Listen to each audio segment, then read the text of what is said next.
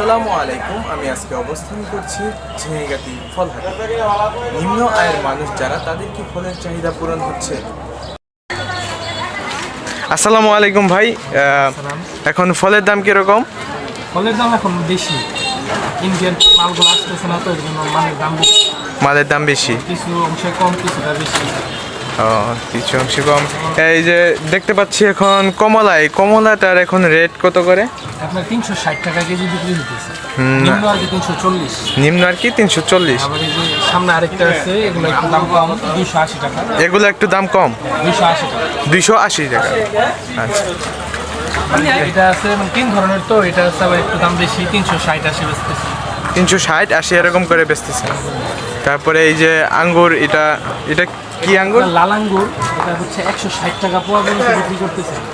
160 টাকা করে বিক্রি হচ্ছে। এরপরে এটা দেখতেছি 120 টাকা পোয়া পর্যন্ত বিক্রি করতেছি, 480 টাকা কেজি। আর আপেলের দামটা কিরকম? আপেল এই যে এটা আছে 280 টাকা, 320 টাকা, 300 টাকা। ওগুলো আছে 260 টাকা। তা আগের তুলনায় এখন ফলের দামটা একটু বেশি। একটু বেশি, এখন কম থাকার কথা ছিল, কিন্তু আরো বেশি হয়েছে। আচ্ছা, ঠিক আছে। ফলের সিজন, সেটার সময় এটা দাম কমে, কিন্তু এবার আরো দাম বাড়ছে। হ্যাঁ, ট্রান্সপোর্ট প্রক্রিয়া না থাকাতে এটা আর কি হচ্ছে। গত বছর এটা ছিল এই টাইমে 300 টাকা কেজি, এখন 500 পর্যন্ত বিক্রি হচ্ছে। 500 পর্যন্ত বিক্রি হচ্ছে। দাম কমার আরো বাড়তেছে। আচ্ছা আচ্ছা, ঠিক আছে। বড় এগুলোর দাম কত?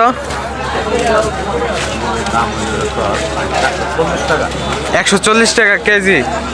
এডি মিষ্টি বড়ই, এগুলো না মিষ্টি বড়ই। তারপরে এডি টক বড়ই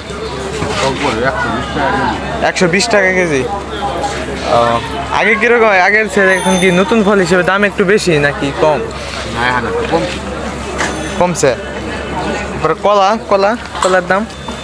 সবজি কলা হলে 20 টাকা হালি, কাকর কলা বড় হলে 20 টাকা হালি, ছোটো হলে 15 টাকা হালি। ছোটোগুলো 15 টাকা। আচ্ছা।